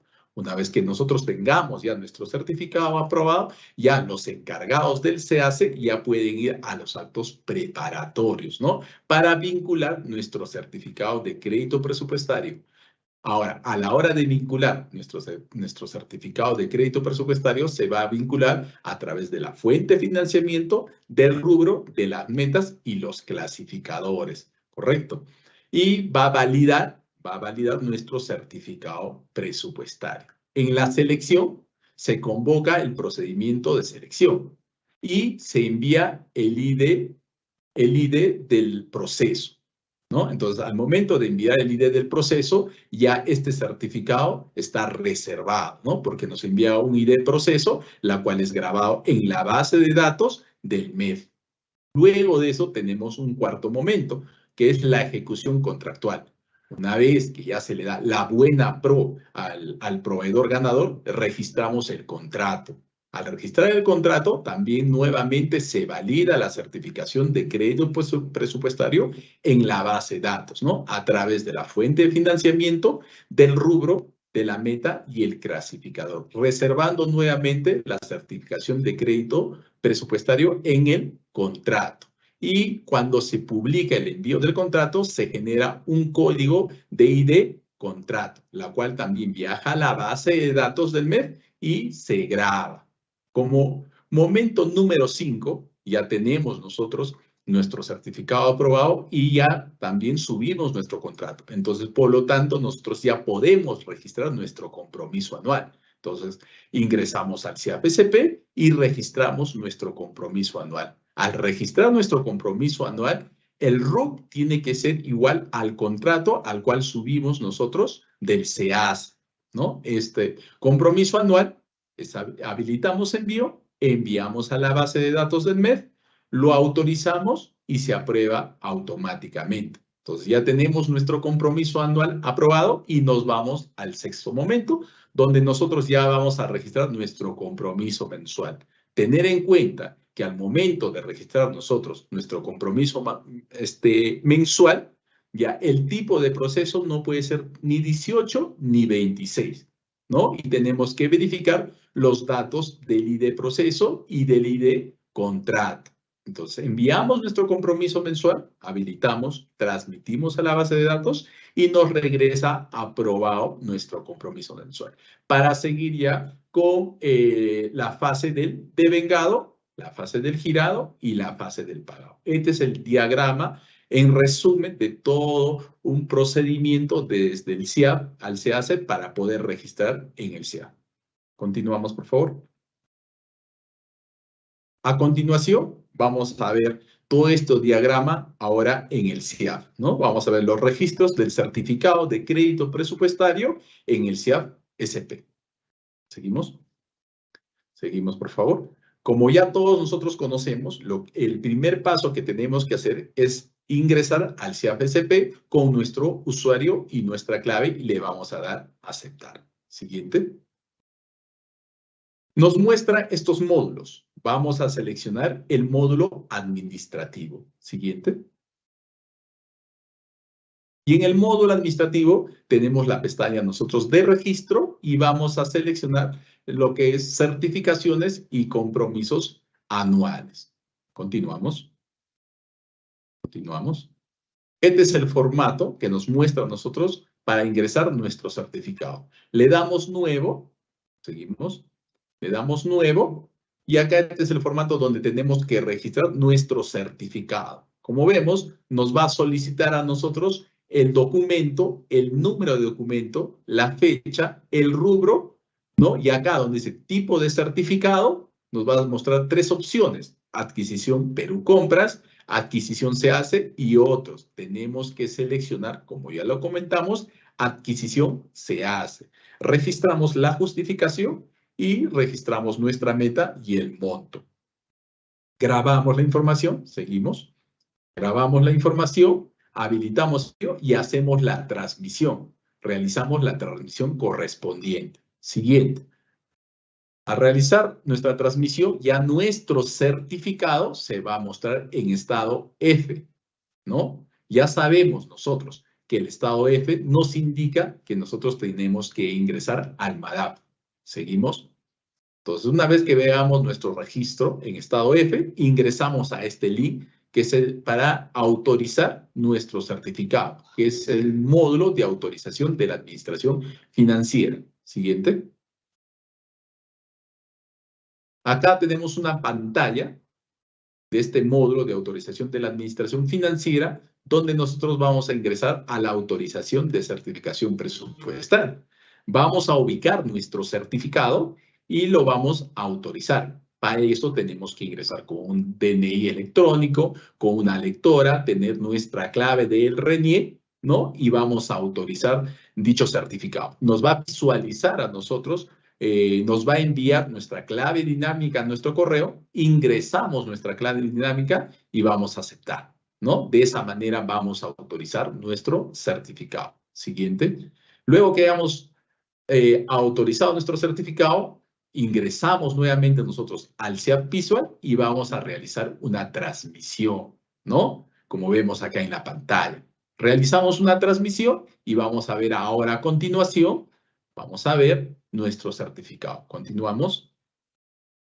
Nos muestra ahora de esta manera nuestro certificado en estado aprobado. Entonces, si ya nosotros tenemos nuestro certificado aprobado, ya tenemos que coordinar con el área que ve todos los procesos e indicarle nuestro número de certificado para que ellos puedan registrar el número de certificado y puedan reservar este certificado ni bien se inicia el proceso de selección.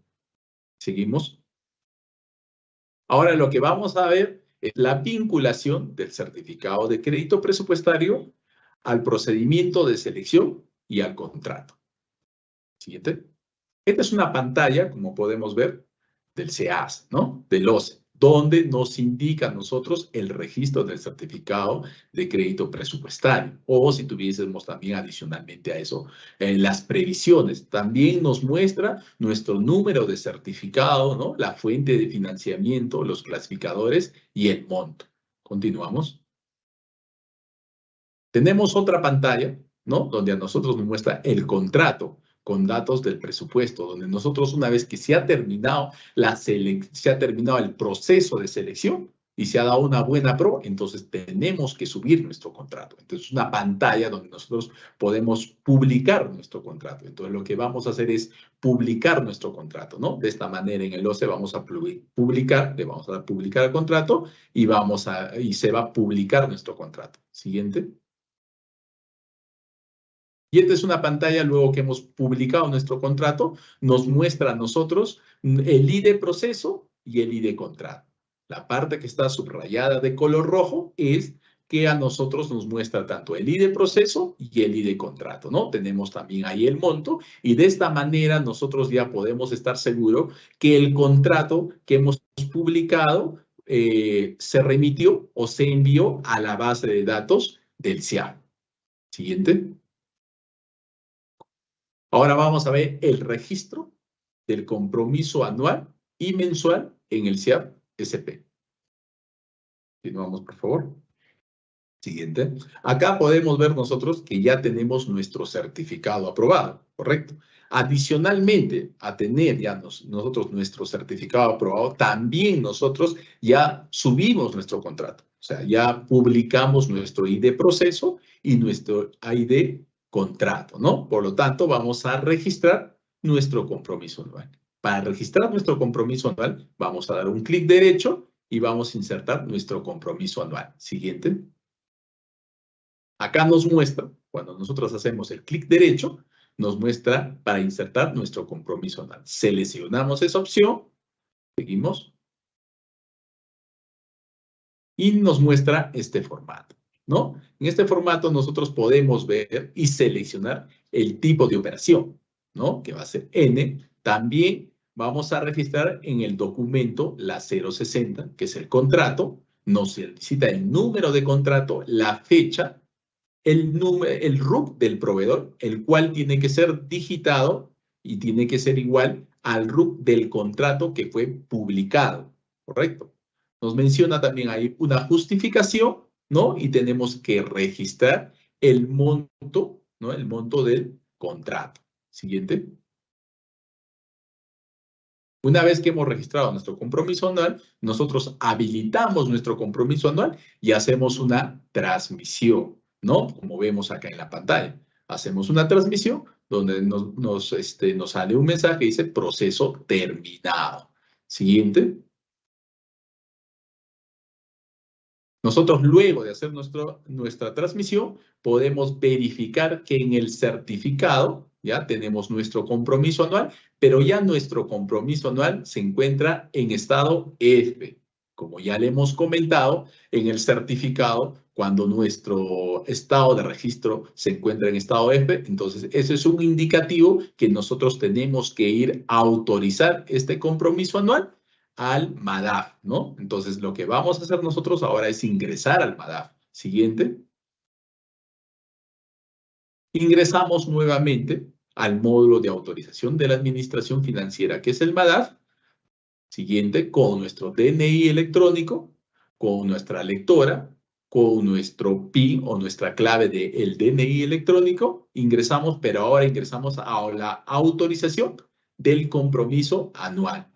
Entonces, ingresamos, seleccionamos nosotros nuestro certificado y nuestro compromiso anual y lo que vamos a hacer acá es autorizar nuestro compromiso anual. Le damos un clic y autorizamos, ¿no? Al momento de autorizar, nos va a enviar una clave dinámica a nuestro correo. Nos va a enviar una clave dinámica, la cual lo vamos a digitar en este aplicativo y vamos a aceptar. Una vez que aceptemos, ya nuestro compromiso anual va a ser autorizado, ¿no? Entonces, ¿qué viene a continuación? Hacer una transmisión. Continuamos. Hacemos una transmisión en el SIAF Visual, ¿no? Hacemos una transmisión en el módulo administrativo en el SIAF Visual para ver ahora cómo se encuentra nuestro compromiso anual. Siguiente. Verificamos y ya nosotros podemos ver que nuestro compromiso anual se encuentra aprobado. Entonces ya tenemos nuestro certificado y también tenemos nuestro compromiso anual aprobado. Siguiente. Ahora vamos a registrar nosotros nuestro compromiso mensual, ¿no? Para registrar nuestro compromiso mensual, igual ingresamos al módulo administrativo, a registros y ahora ingresamos a registro SIAF. Ingresamos al registro SIAF. Y nos muestra esta pantalla, ¿no? Al momento de ingresar al registro SIAF, nos muestra pantalla y tenemos que poner seleccionar nuevo registro.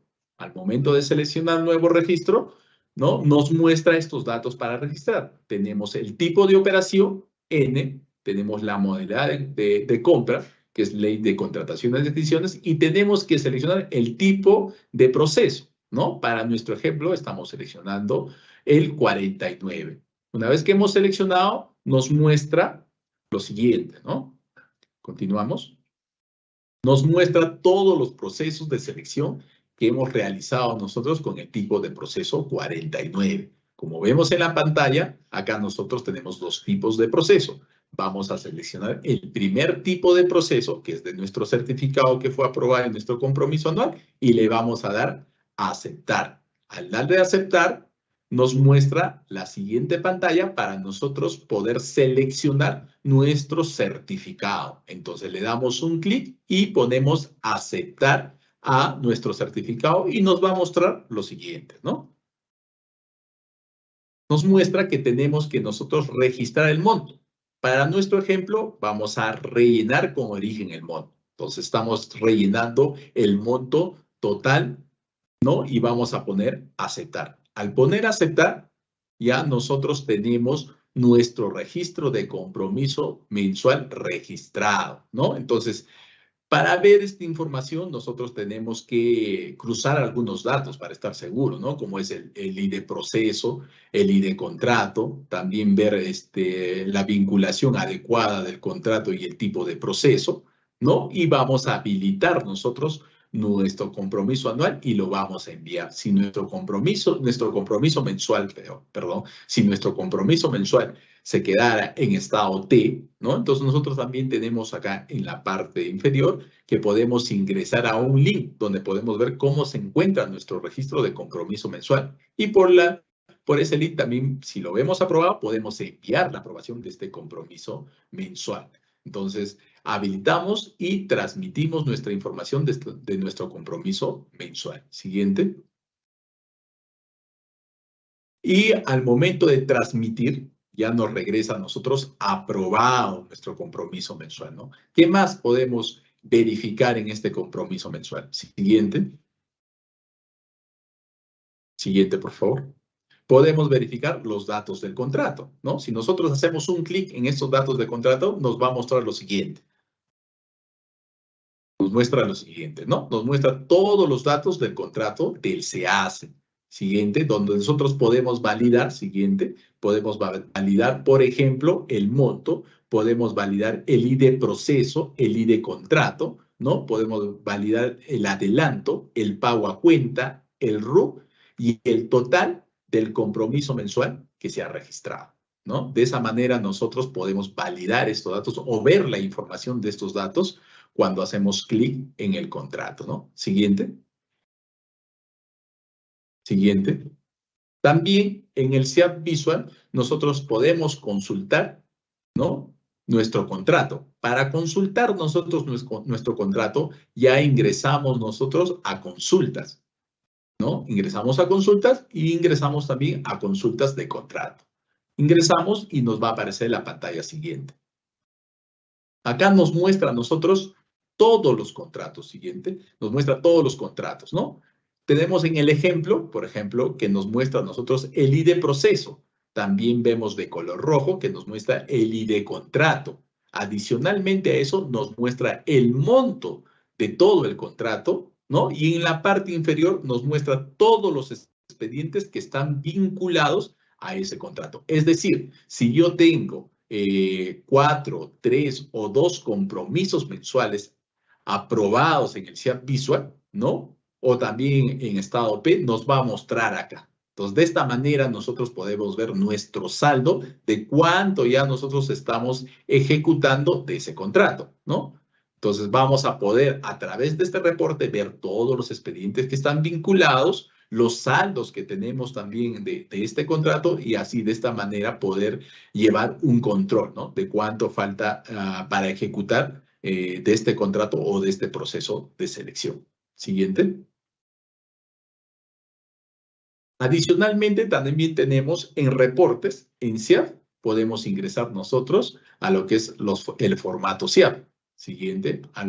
Cuando ingresamos al formato SEAP, ya nos muestra esta pantalla y nosotros podemos seleccionar todo lo que es gastos, ¿no? Podemos seleccionar desde el registro 1 hasta el registro, para el ejemplo hemos puesto 999, que es una exageración, sí, pero es para estar seguros que nos va a visualizar todos los expedientes, ¿no? Y de esta manera nosotros vamos a darle un clic a formato, siguiente, vamos a darle un clic al formato para que nos pueda visualizar esa información, ¿no? Nos va a mostrar este mensaje, que es un aviso del sistema y nos dice que se ha generado el archivo, ¿no? Para nosotros poder visualizar en Excel todos los expedientes y poder analizar de esa manera, a través de la consulta que tuvimos anteriormente, ver todas las fases que tenemos de ese contrato, ¿no?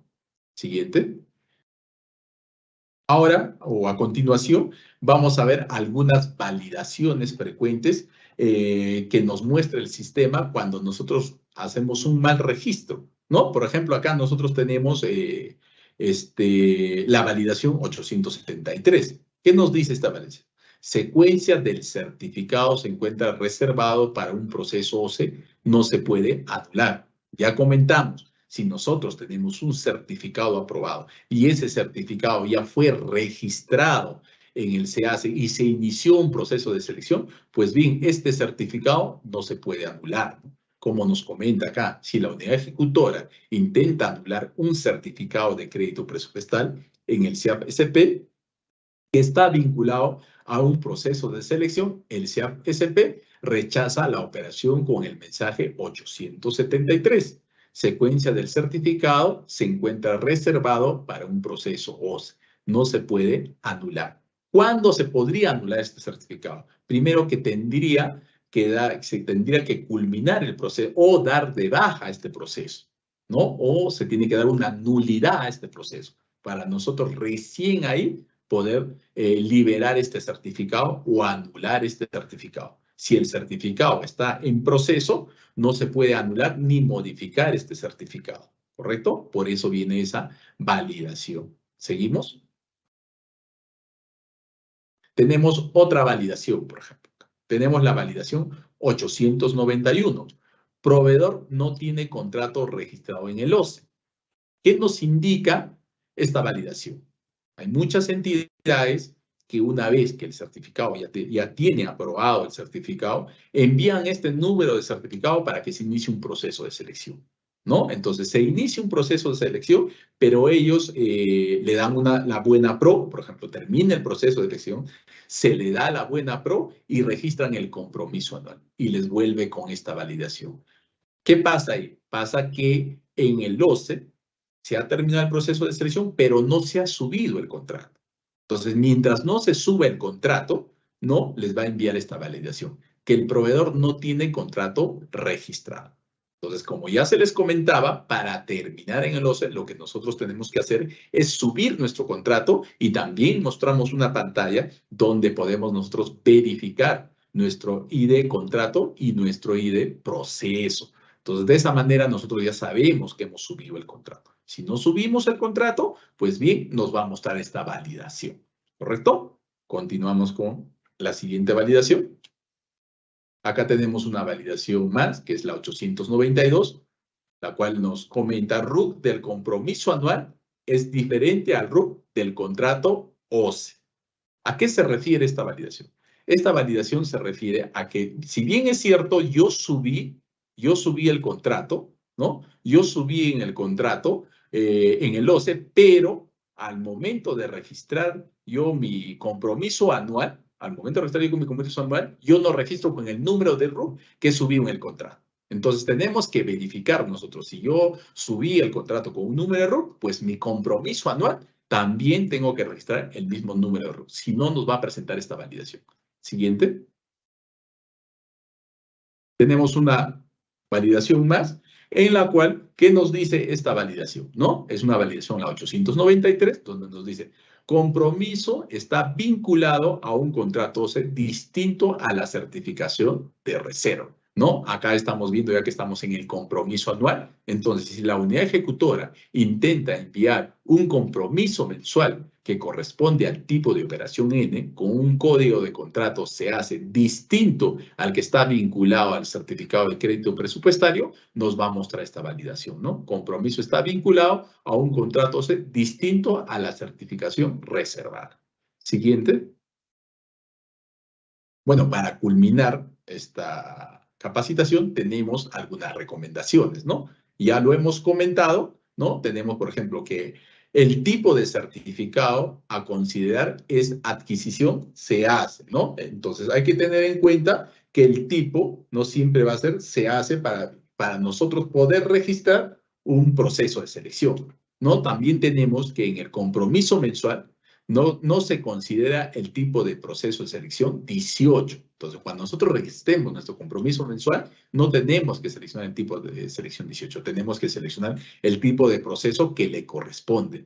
También es importante la vinculación del dispositivo legal en la etapa del registro del certificado. Si le corresponde un dispositivo legal, se tiene que registrar en la etapa de certificado. Y por último, es requisito indispensable asegurar el registro de la fase del compromiso mensual para vincular el respectivo contrato derivado de los procedimientos de selección en el ámbito de la ley y reglamento de la contratación del Estado. Hasta aquí termina mi presentación. Gracias por todo. Te doy pase, Shermeli. Bien, muchísimas gracias, Uber, por tu exposición. Ahora vamos a continuar con el último bloque de preguntas que nuestros participantes nos han hecho llegar sobre el tema expuesto. Vamos con la primera consulta, por favor. ¿Es necesario tener una certificación de crédito presupuestario para iniciar un proceso de selección OCE? Adelante, Uber. Gracias por la pregunta, Shermeli. Sí, es necesario e indispensable, ¿no? Si nosotros no tenemos un certificado aprobado, entonces no podemos dar inicio al proceso de selección en el OCE, ¿no? Porque al ingresar al OCE, en los autos preparatorios, obligatoriamente nos solicita el número de certificado, ¿ya? Entonces sí es obligatorio tener un certificado aprobado. Gracias por la pregunta. Bien, tenemos una siguiente consulta. ¿Qué se necesita para registrar el compromiso anual de un proceso de selección? Adelante. Gracias por la pregunta, Shermeli. Bueno, como ya le hemos comentado, luego que nosotros tenemos aprobado nuestro certificado, vamos a registrar nuestro compromiso anual. Pero para registrar nuestro compromiso anual, lo primero que tenemos que tener es que el contrato haya sido subido en el OCE, ¿no? Y haya sido publicado. ¿Y cómo verificamos esto? A través o teniendo nosotros ya la pantalla donde nos muestra la transmisión que ha habido al OCE y nos muestra tanto el ID de proceso como el ID de contrato. Entonces, para registrar nuestro compromiso anual, tenemos que tener esos datos. Y también registrar nuestro compromiso anual en base al contrato, al RU que se ha puesto en el contrato, ¿no? Si no, nos va a mostrar una validación. Gracias por la pregunta. Bien, tenemos una última consulta. Si se cuenta con saldo de un proceso de selección de años anteriores, ¿cuál sería el procedimiento? Adelante, Uber. Interesante esta pregunta, Hermeli. Muchísimas gracias por la pregunta. Sí, si nosotros tenemos saldo de años anteriores, igual en este año lo que tenemos que hacer es registrar nuestro certificado, ¿correcto? Pero al registrar nuestro certificado, como ya sabemos, ¿no? En años anteriores también se hizo un certificado. Entonces, acá registramos un certificado con el saldo y también tenemos que vincular este certificado al tipo de proceso. Entonces, hay que tener en cuenta que este certificado también se tiene que vincular al tipo de proceso. Hay muchas entidades que no lo vinculan y luego se generan algunos inconvenientes. Entonces, el procedimiento es hacer el certificado y registrar el tipo de proceso. Y luego registrar nuestro compromiso y ahí sí también registrar nuestro contrato, seleccionar nuestro proceso y registrar nuestro contrato para que no haya ningún inconveniente. Ese sería el procedimiento, ¿no? Muchísimas gracias por la pregunta, Chamil. Bien, muchas gracias, Uber, por dar respuesta a las consultas planteadas por nuestros participantes. De esta manera, culminamos con la presente capacitación virtual. Les recordamos que si tuviesen alguna consulta adicional sobre el tema, pueden comunicarse con nuestros sectoristas de la Dirección General de Presupuesto Público o con los especialistas en presupuesto público de la sede Conectames más cercana a su localidad. Los contactos los pueden encontrar en los enlaces web que hemos colocado en el chat del presente evento. Finalmente, también comentarles que el video de este y todas las capacitaciones desarrolladas hasta la fecha por la Dirección General de Presupuesto Público los pueden encontrar en nuestra página web y en el canal del YouTube del Ministerio de Economía y Finanzas. Agradecemos a todos su participación en esta importante capacitación. Que tengan una excelente tarde.